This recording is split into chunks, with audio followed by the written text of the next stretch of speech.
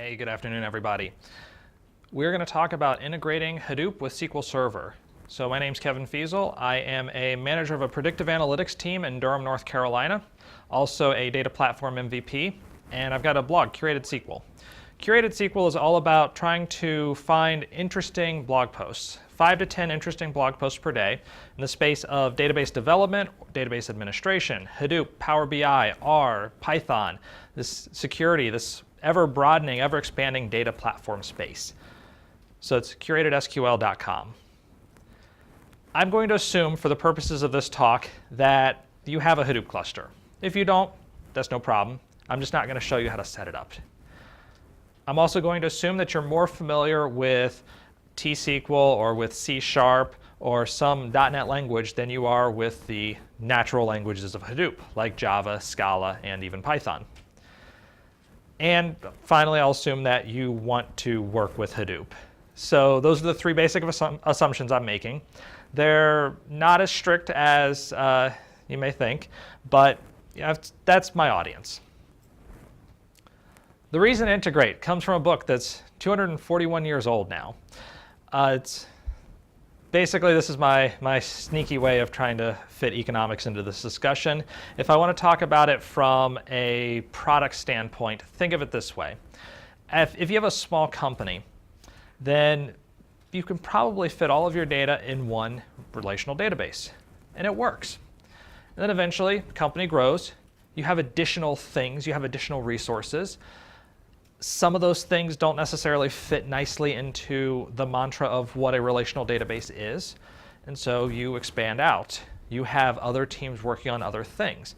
Maybe you eventually hit a point where you need a Hadoop cluster, and you go out and you put one together.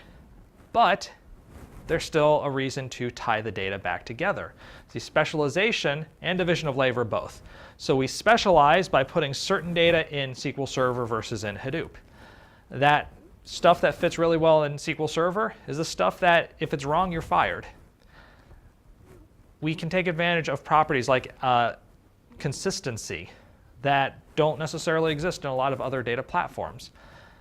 We also have decades of experience. We have a lot of people who know how to use this model. We have ways of getting that data into applications very quickly. We have a lot of people who can tune those queries. So there are some good reasons to put things into a relational database. By contrast, there are also really good reasons to put things into a Hadoop cluster. If I'm aggregating a huge amount of data, that's kind of the classic reason for Hadoop. The newer reason for Hadoop is almost the opposite. I'm streaming a lot of tiny data. So I have millions of messages that I'm sending out. Each message is itself very small, but it's just a sheer throughput of messages that drives a larger solution. Then, when it comes to things like warehousing, on my SQL Server side, the warehousing solutions tend to be, tell me what I need to know. So in other words, I know that I have to fill out these reports and give them to the SEC every quarter. I need to fill out these reports and give them to different regulators. I know the CEO needs to see these reports. The board needs to see these reports. My manager needs to see these reports. So we build the warehouse with those reports in mind. We build it with an end goal in mind. We are answering known questions. The Hadoop cluster is about spelunking. It's about trying to find the unknown. So we're digging into a data set that we may not necessarily know what's in there. We just expect that there is an answer there. So it's 2 different use cases, and yet we're going to want to tie these together. We're going to want to take the data that lives over here, take the data that lives over here, integrate that data together, because from both of these we can get the full answer. So I'm going to show really 5 methods of tying together Hadoop and SQL Server. Sqoop is a method that I will briefly discuss, but again, I'm assuming that we're more interested in the .NET side of things. So we'll start with Ambari. Ambari is just a web framework for managing a Hadoop cluster. This comes by default with the Hortonworks distribution, and I should probably note that I am using the Hortonworks distribution. I have my portable Hadoop cluster right over here, And I have my network router that will inevitably let me down right here. And I'm going to be working with those today. So I have Hortonworks Hadoop installed on that thing. A couple other important distributions. There's Cloudera, which was the original distribution. And there's Mapr, which is the third distribution. They have their own management interfaces. If you happen to have a Cloudera cluster, use its management interface. It's basically the same. There will be little differences here and there, but nothing too big to get worked up about. This is perfect if you have one file one time that you need to move over somewhere, or I have to pull a file once a month, and I'm willing to do that instead of automating it. So let's take a quick look at that. I have Ambari set up right here. So this is my Hadoop cluster, and it's looking on port 8080. So that's my Ambari web server. Ambari gives you a quick overview of the health of the environment. You can see I've got a bunch of stuff that's currently down. That's because I rebooted the machine before I came down here. Over here, I have a menu. And inside that menu, I get to see things like the files view. So this is where I'm going to be able to look at Hdfs, the Hadoop Distributed File System. If I select Files View, it will take a moment because the cluster just started acting up and responding really slowly to all of my requests. So it knows that it's on right now. It knows that you're looking at it. It's very shy. Inside here, I have a temp folder. Inside this temp folder, I've got other stuff. I can create a new folder if I want.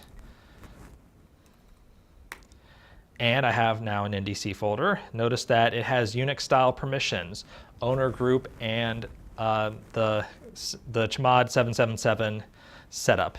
Speaking of chmod 777, of course we're going to give everybody a read, write, and execute on it because who cares about security, right? So now anybody can go in here and modify this file. I can hit refresh and I get to see, yeah, everybody's got full access to this directory. Now everybody can do stuff in here. Eventually we sober up and realize that was a bad idea, so I'm just going to delete it. So it's gone. And let's go into here, OOTP.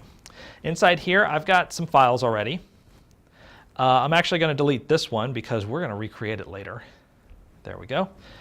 And I'm going to upload some batting ratings. So all of my data today is baseball, and I have a batting ratings file. It's a very small data set, but it serves the job. So we're going to upload this data set. As it slowly uploads, eventually we're going to see it.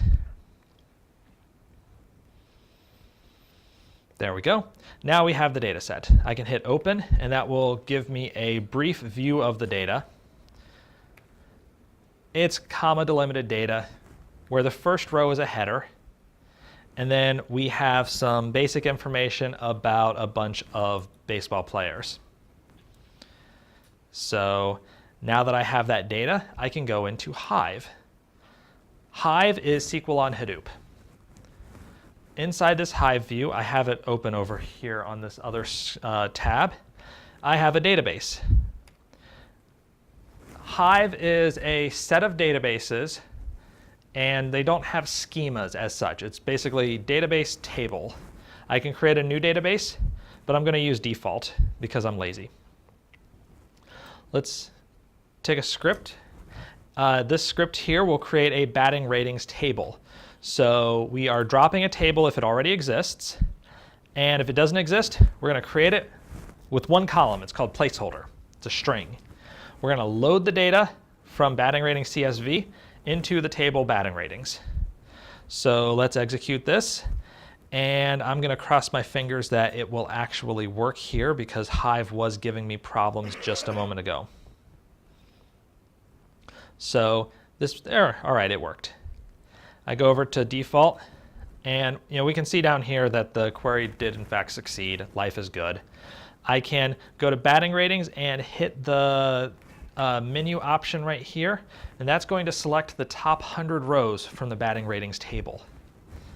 I can click on the batting ratings table itself, and it'll show me a list of the columns. But I'll be able to see them soon enough over here. Batting ratings.placeholder. And in fact, these are the individual rows. So I have two problems here. Problem the first, my headers are in the data. Problem the second, my data is not really separated nicely. For Hadoop, that's okay. This is semi-structured. I'm saying dump the data however, and I'll define that data when it comes time to query it. So I can write functions that will explode out this text. It'll split it on commas. Like maybe I want to get all of the first basemen who are younger than 25 years old. So I can go find what the position is for first base. I can find the position for age. I can break out that array and do an if statement and check that out. Or I could do it the right way. And the right way is by creating a table where we've actually defined the data types. So here, I've already created this table. I don't need to run it again. But I've defined all of the individual data types in my data set. This came from a structured data source somewhere, probably. And so I can take advantage of that structure when I load it into Hive. If it came from a strictly unstructured data source, I'm not able to do this. I could create different views of the data using Hive and look for things where the structure looks like this. Or I may end up having to create functions and explode out the data set and do the nasty work that I'm trying to avoid. Anyhow, I create the table. Here it's fields terminated by comma, lines separated by a new line, stored as text input, and it has a particular output format. But what's important is skip header line count equals 1. So that first row is a header. Throw it away. And I can see the end result of that up here in batting ratings perm. So I run this. It's going to pull back 100 records, and those records will have appropriate names. So now I can write a simple select query that says select star from batting ratings perm where age less than 25 and position equals first base. And I get all of those players. Another example of what I might be able to do is to write out some right fielders. So run this and say temp OOTP output. I better make sure that directory exists. I'm going to terminate fields with a comma, and I say give me all of the right fielders.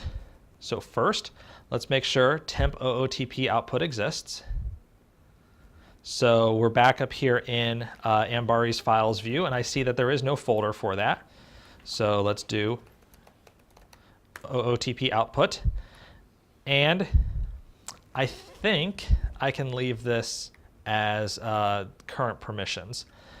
If we get an error, then I'm just going to grant it chmod 777, because again, security, not my problem. I'm a developer.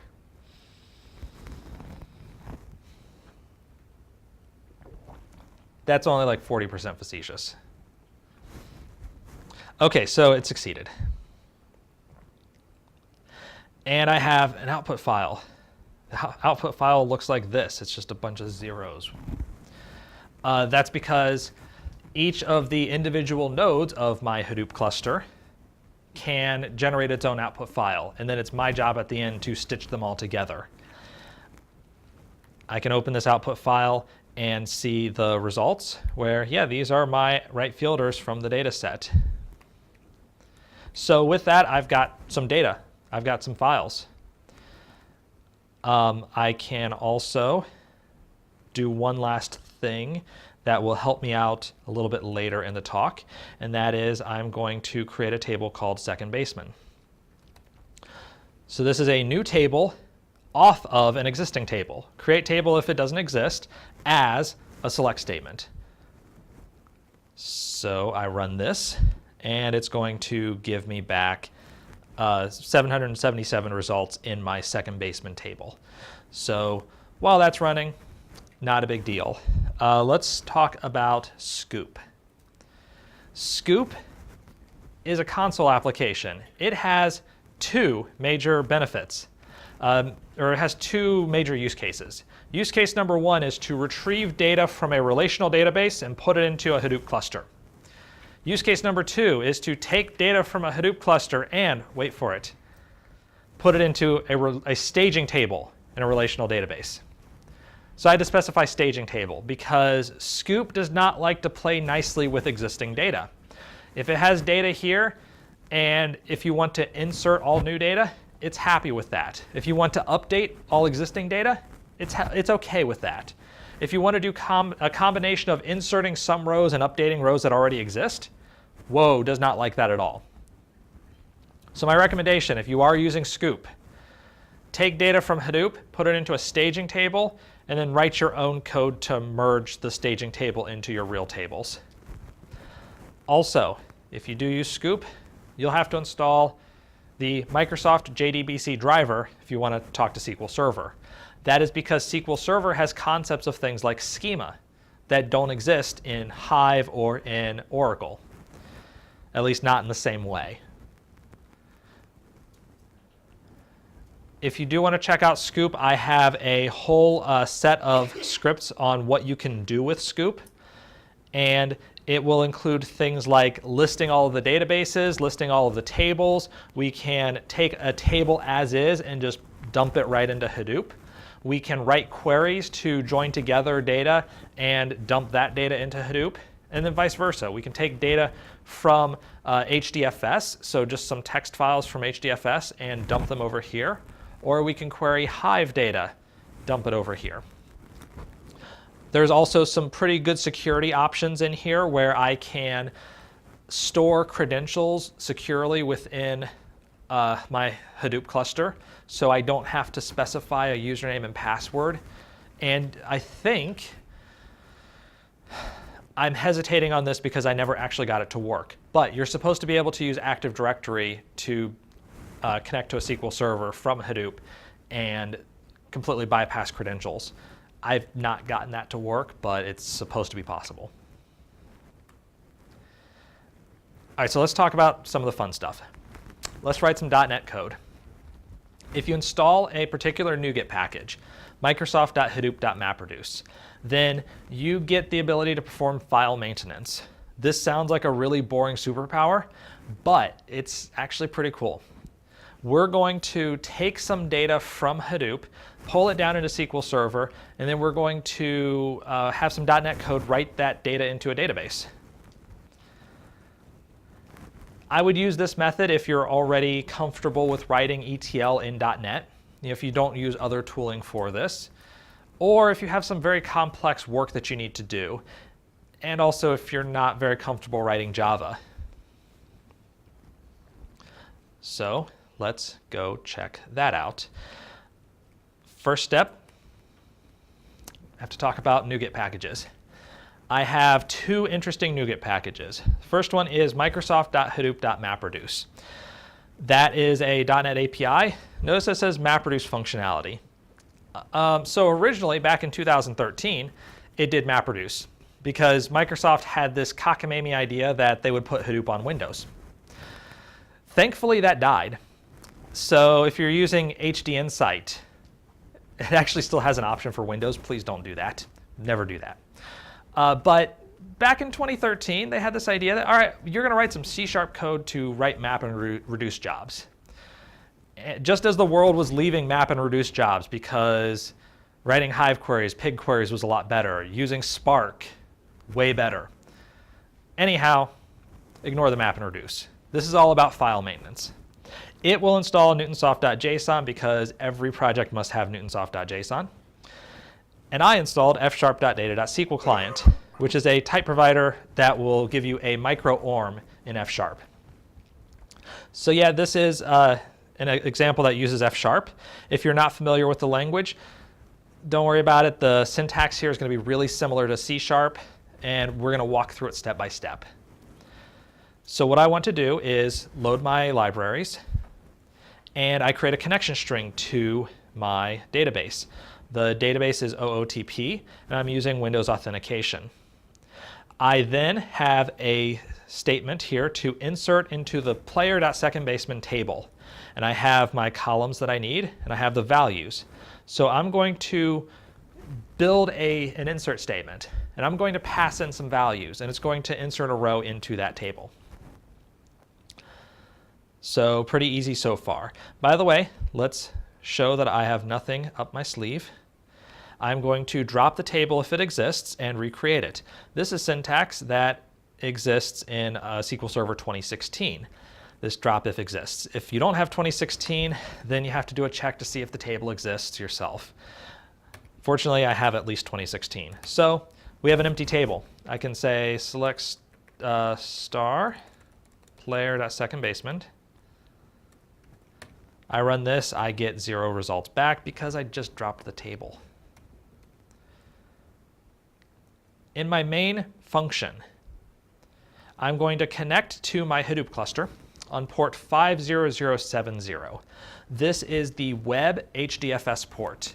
So this is a web protocol that will allow me to work with the Hadoop distributed file system. I can add files, I can retrieve files, perform that file maintenance. I'm going to connect to it with a username of admin and a password of null, because every time I go and do something secure, I then go and mess it up. In a real cluster, you would have a real password. So let's say, hey Hadoop cluster, now that I'm talking to you, now that we're in speaking terms, I would like to copy a file from you to me. Specifically, I want to copy this file, secondbaseman.csv, to a local path in my temp directory.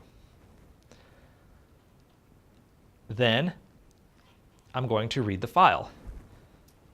Now, this is a very small file, so I can get away with using read all lines. That's going to read everything into memory. If I can't do that, then I'm going to open up a file stream and I'm going to stream the file in, which is what I would do with a data set that was larger than 777 rows. Second baseman, you can see, is a string array.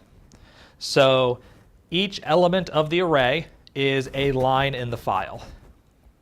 I open up my connection to SQL Server, and then I begin a transaction, and I say, let's take that file and first throw away any lines that have a length of 0. There's a new line at the very end. Let's not confuse anybody. Let's just throw it away. Then, for every row in this file, I want to take that element of the array, and I want to run split against it. So I split on commas. So now I have a new array. This thing is called S. So this is my string array that's going to have 5 data points. It's going to have the first name, last name, age, bats, and throws. Then I'm going to create an instance of that insert statement using my micro-orm. I'm going to execute that statement. And notice I never created an execute method. That was generated for me. It also uses SQL Server metadata to go look up what those data types should be. So age is actually an integer in my database. So I need to pass in an int. So it correctly figured out that I need to give it an int, which means that if I did not give it an int, I would get a compiler error right here. And it says that, yeah, you should pass in an integer here. So let's make the compiler happy. And I'm going to do that for each line. Create a new object to insert. Run the insert statement. Once I'm done, I'll close the transaction. Then, let's take a file locally. So, hey cluster, I got something for you. Let's copy it from local up to Hdfs. It's called pitching ratings. So we're going to set this as the default project because I didn't. And then we'll run this. So it says that it loaded the table, and in a moment it's going to say that it successfully uploaded the new file. While it's going on, let's confirm that it did in fact download secondbaseman.csv. 8:16 at 1:25 a.m. Yeah, I'm on Eastern time, Eastern US time, so it's 1:25 a.m. right now. Hey, it uploaded the file. Okay, so we can go back to here and double check, and let's make sure that in OOTP, pitching ratings is as of 1:25 a.m., which it is. So we've got the new files. One thing that we can also check, let's delete those lines so I don't accidentally run it. Select star from player.second baseman. We have 777 rows, as I expected. We have all of our second basemen in the data set. So great. At this point, in 50 lines of code, I took a file from here, I loaded it into SQL Server, I took another file, and I loaded it up here. I've just created a fairly basic ETL engine. You can add a lot more to it. You can start moving around more generic sets of data, but this is the core. This is the basics. So I'm going to hit enter and close that. So this is the meat of what I would do if I'm a .NET developer and I'm working with both SQL Server and Hadoop. This is probably one of the two methods that I would be most inclined to use. Now, suppose that you are a big fan of SQL Server integration services. Suppose further that you have SQL Server 2016 and Visual Studio 2015 or later. In that case, you have some components that will help you in your quest with Hadoop, because you will be able to connect to the Hadoop distributed file system as a source or a destination in integration services. If you're using older versions, you have very limited access. I wouldn't even really talk about it in that case, because you can do one thing and one thing only. So anyhow, if you normally write integration services packages for SQL Server, then 2016 you can do this with SSIS. Let's walk through an example. What I have here are a couple of Hadoop connection managers. We're only going to look at connection manager number 1. The other one was a test. I created that by saying right-click on connection managers and say new connection manager. So I do that, and as of SSIS 2016, I now have a Hadoop connection manager. So I can select that, and it will give me a screen that looks roughly like this. That's actually connection manager 1. That was my test. That was going to Azure HD Insight. So it looks like this. There are 2 connection methods with integration services 2016. Web HCAT and Web Hdfs. We talked about Web Hdfs already. Web HCAT is the Hive catalog. So I create Hive tables, and then I can expose that data on the network. But I don't want to move around Hive tables. I want to move around data files. So I'm going to connect to my host on my Web Hdfs port. I'm going to give it a username. And I don't have a password for it, because my authentication is so basic. You can use Kerberos and actually have serious security, but this is a demo. So I create a data flow task.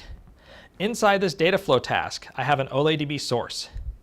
This data source is my OOTP database again, and it is top salary by age. So this is a very small database table that has 2 values, an integer and a numeric value. It's a decimal value. So very small table, but that's okay. I can still write it to Hdfs. This is one of the problems I have with integration services. With high resolution monitors, it's not supposed to look like that. In fact, it gets a little bit worse than this because there are some values under here that you have to set. So if you have a high-res monitor like this, or if you have a 4K monitor, well, it doesn't work that well. If you're still on 1080p, then you'll actually see all of the values. And one of the things that you're missing is You have a data type. Well, this is a flat file. This is a text file. Cool. What's a separator? Oh, it's a comma. Okay. Coming back here, I can tell you, yeah, it's a text format. What's your separator?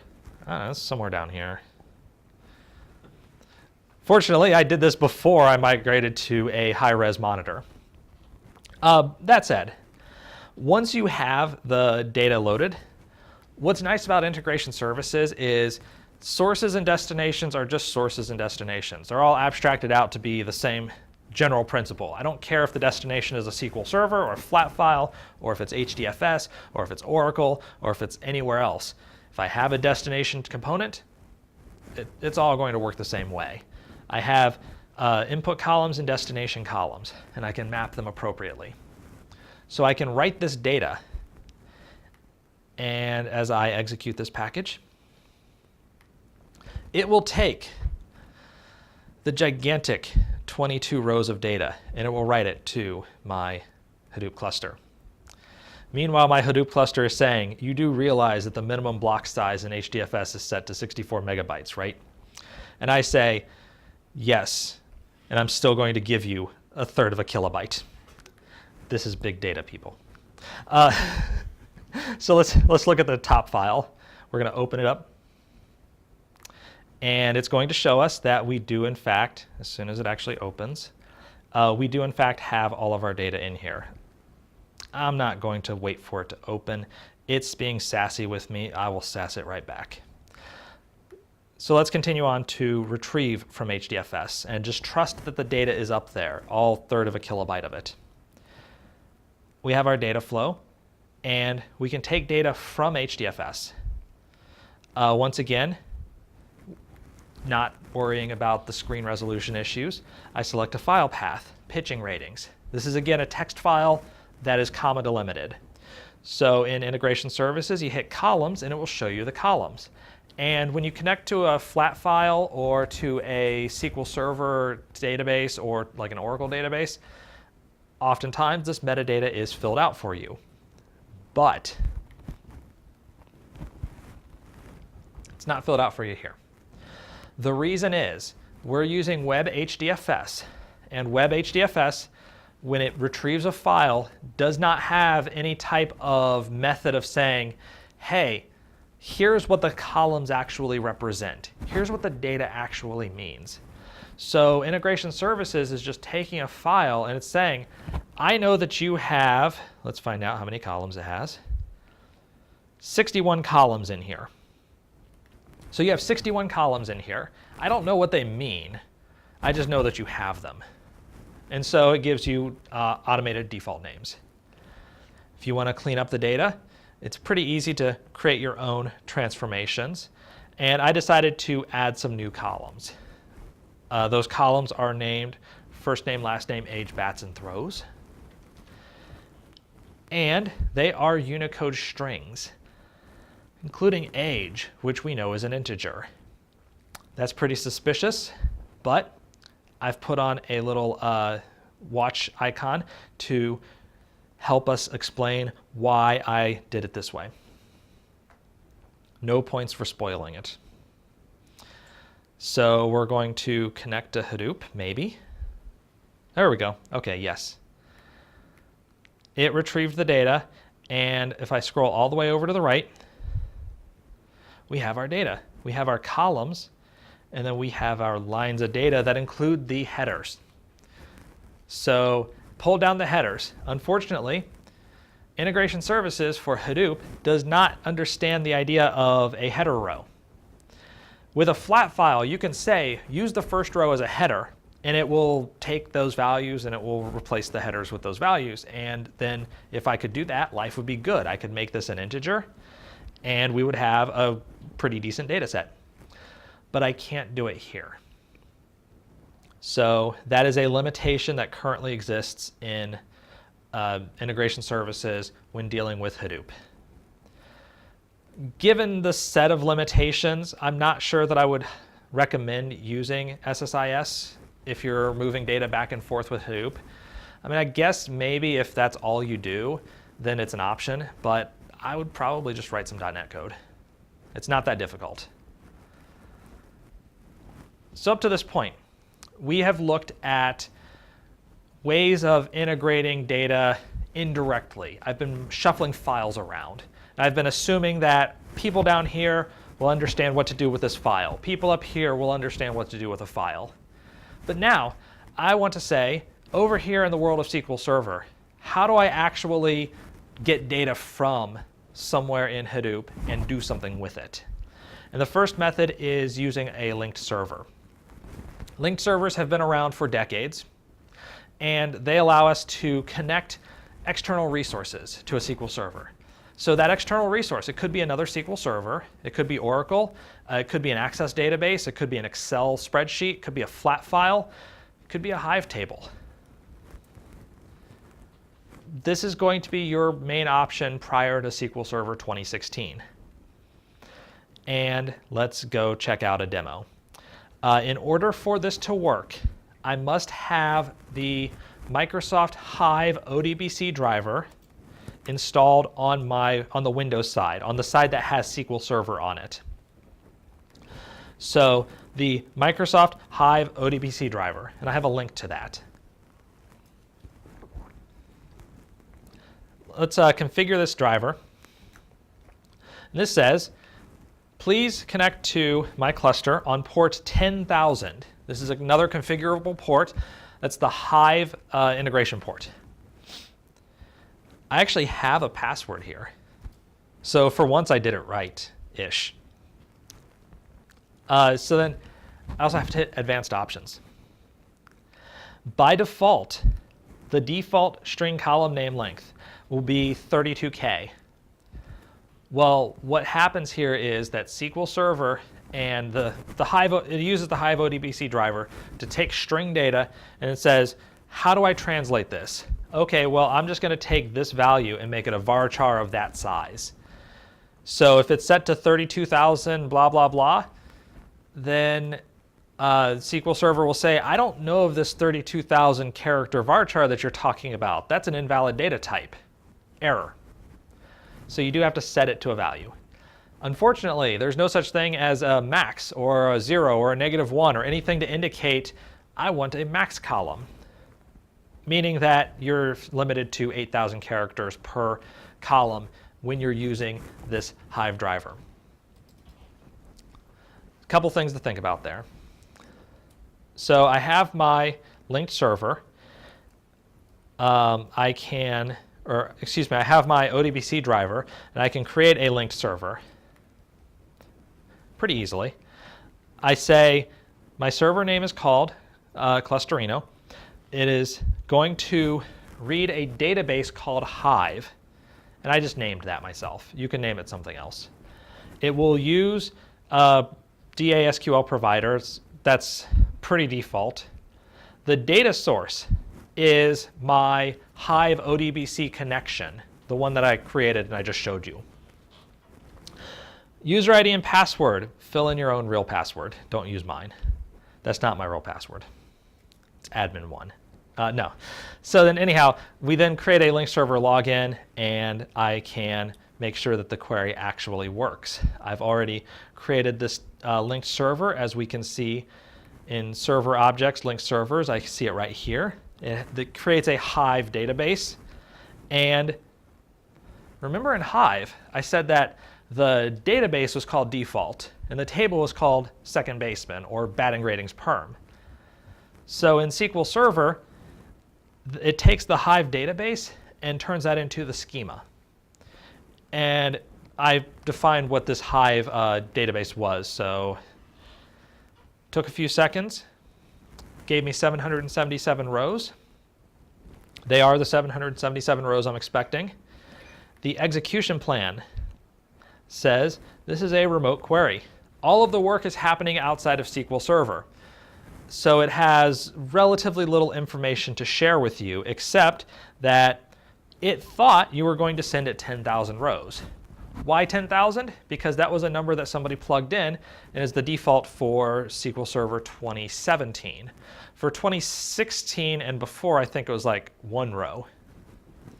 So basically, Database Engine is saying, I have no clue how many rows are coming in. Let me give you a number, 10,000. That sounds like a good number. and it takes in all of the data, and it does this little compute scalar thing. What that does is I'm taking the columns that came in, first name, last name, age, bats, throws, and I am converting them to SQL Server data types. So that's what this is doing, and then returning those results. So that took a few seconds. But what we can do once we have that linked server in effect is we can join SQL Server tables with Hive tables. So this is a sample query, and I'm selecting the top 50 records from my second Baseman table. And then I'm doing something that does not exist in Hive. I'm using the cross-apply operator.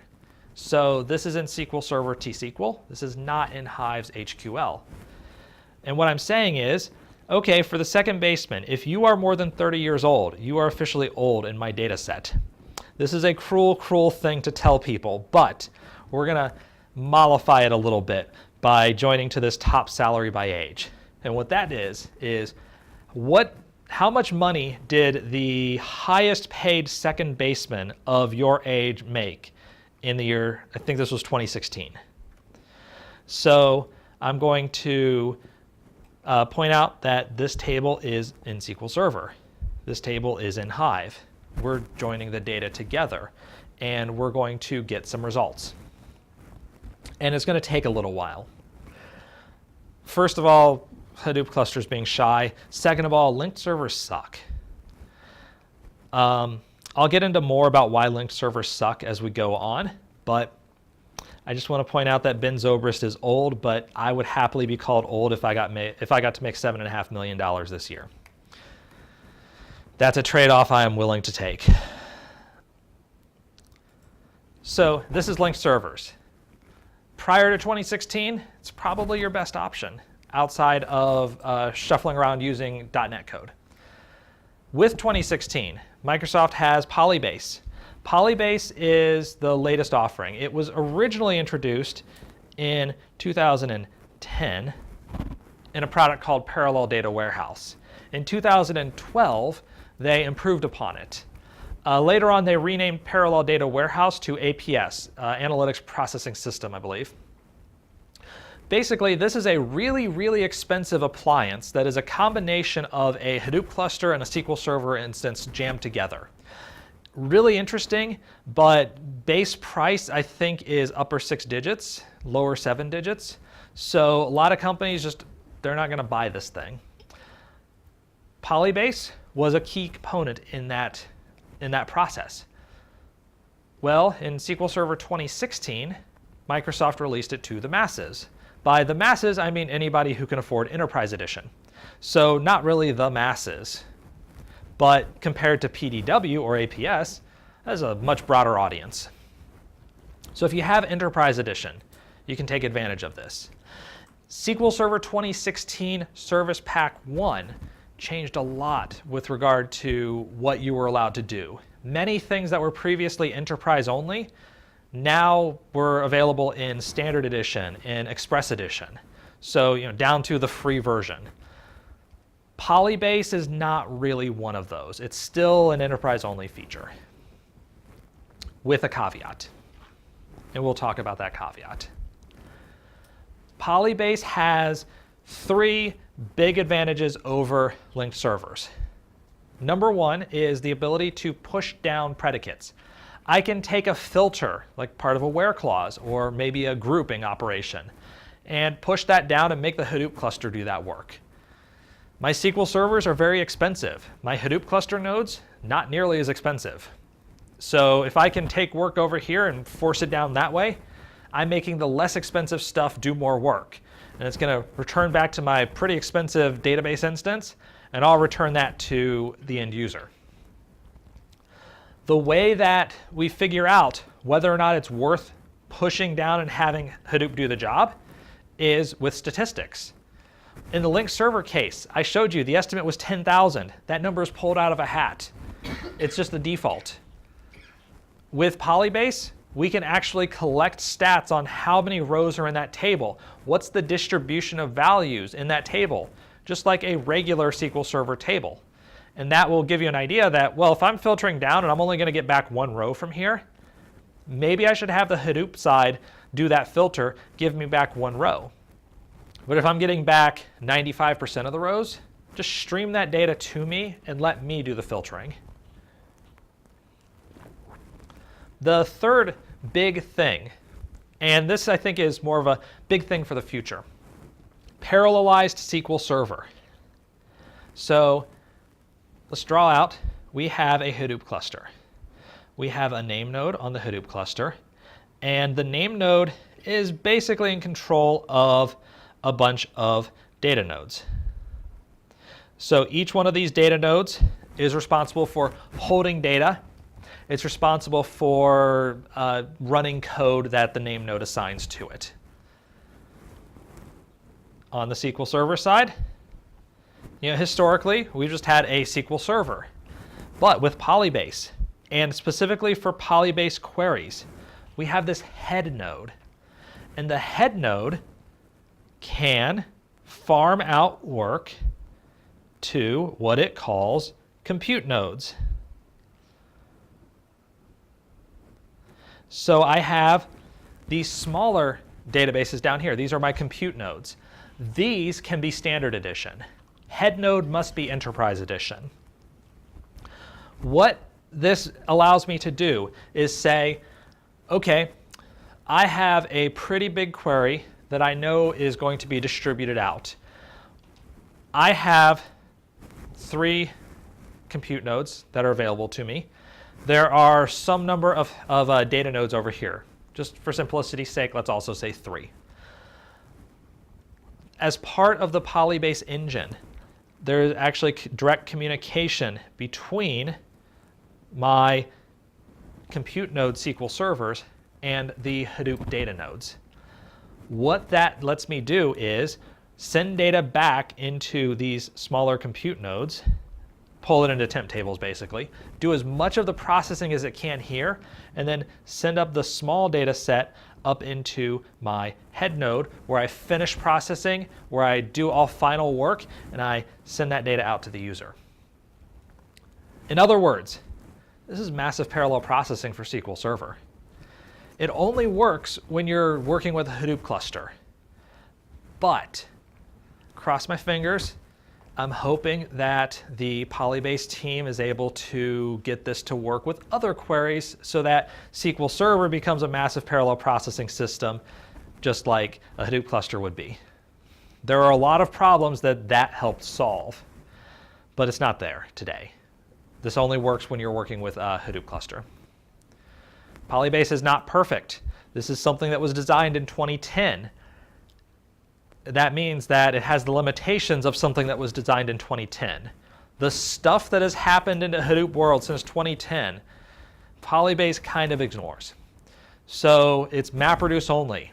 There's no TES. TES is a directed acyclical graph generator that helps reduce the size of Mapreduce operations. Basically, it reduces the number of times you write to disk, and that makes things faster.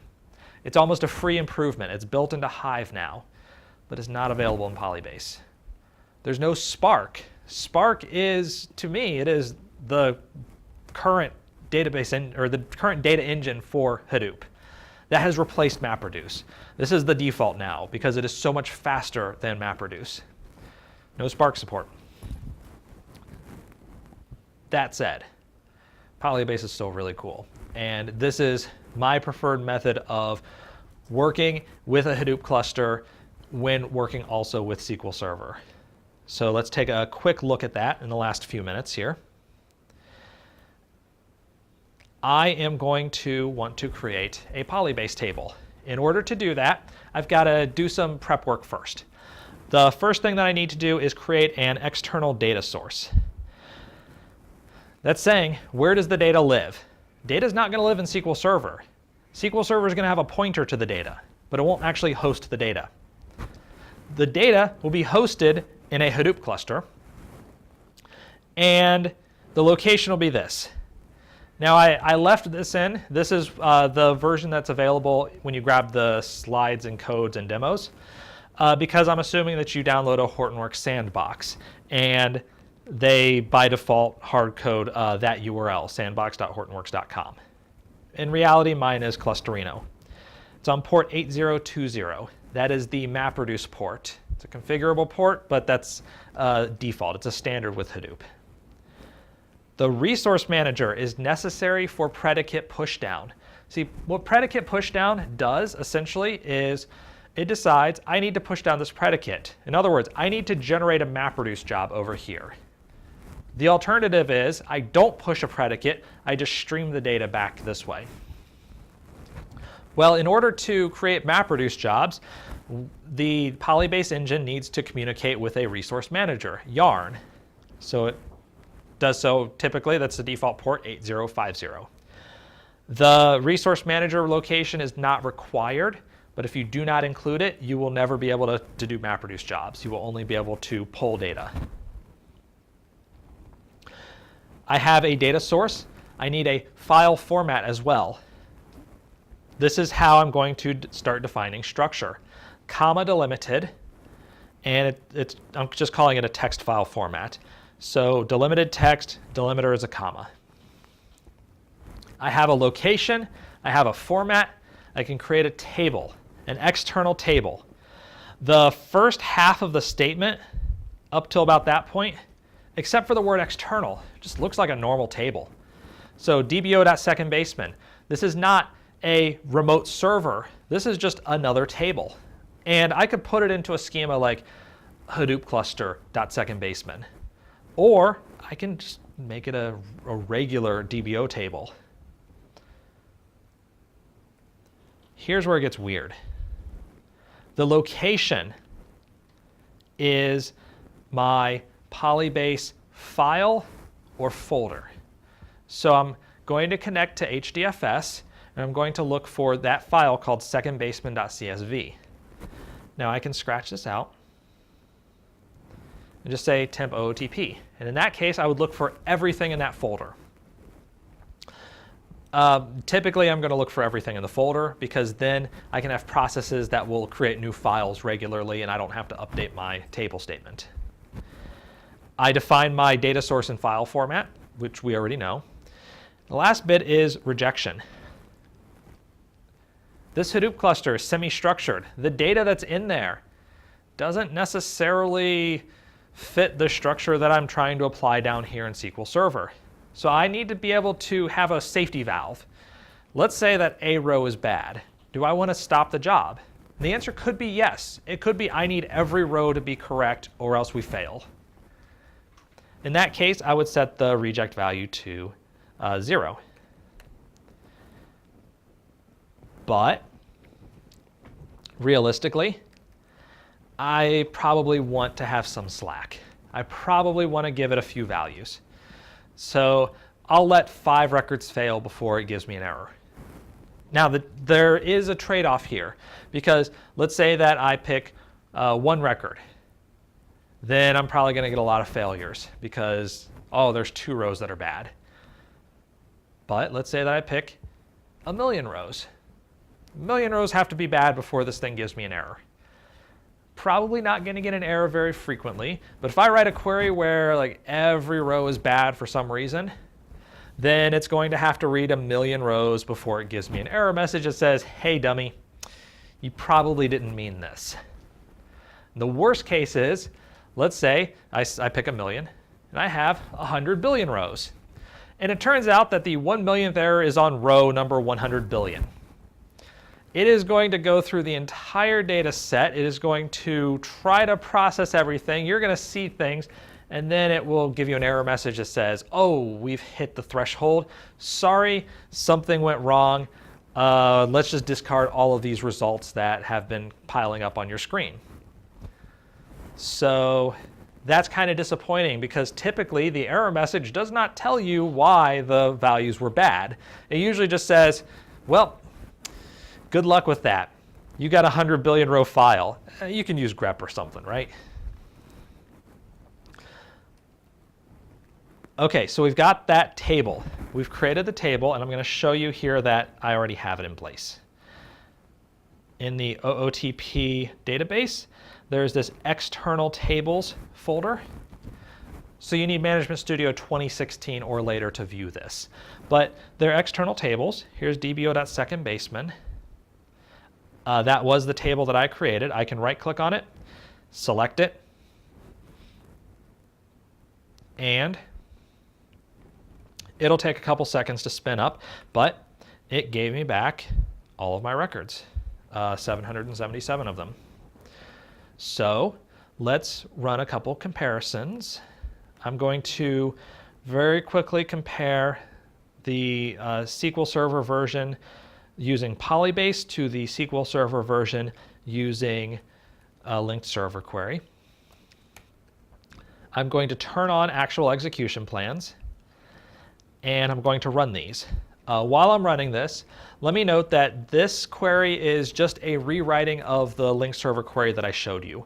And what I'm trying to get at with this rewrite is trying to tell the optimizer that you really want to push down on second baseman.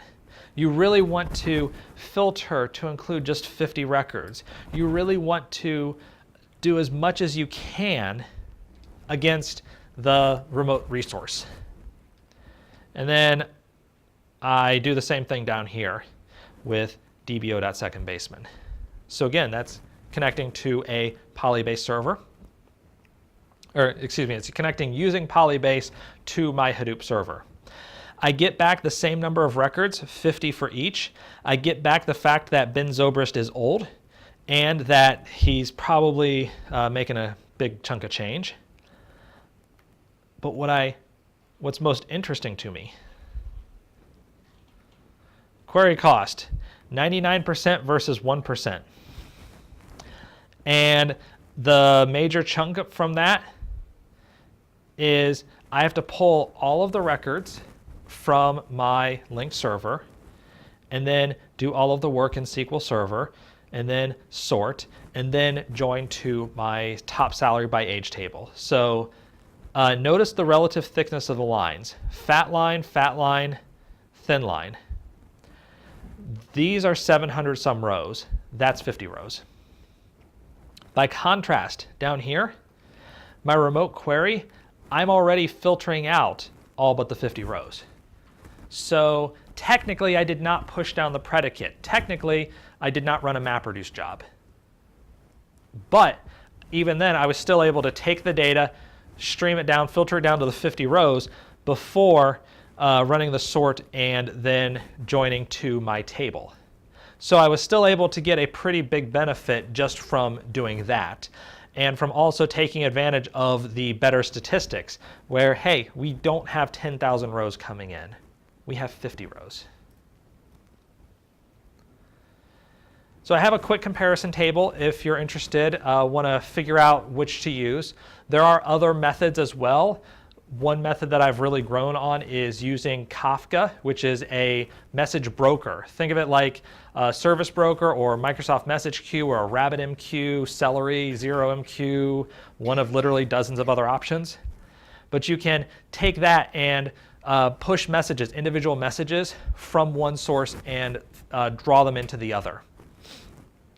Actually, I have a whole talk on that. There's a link to it in my slides. So wrapping everything up, plenty of ways to integrate Hadoop with SQL Server. I recommend that you mix and match however suits your needs, figure out what works best for you, and go with it. If you want to grab the slides, the demos, the code, links to additional resources, they're at csmore.info/on/HadoopSQL. If you have any questions at all, please feel free to reach out to me. My email address and Twitter handle are up here, and I'm going to be here all week. So thanks, everybody.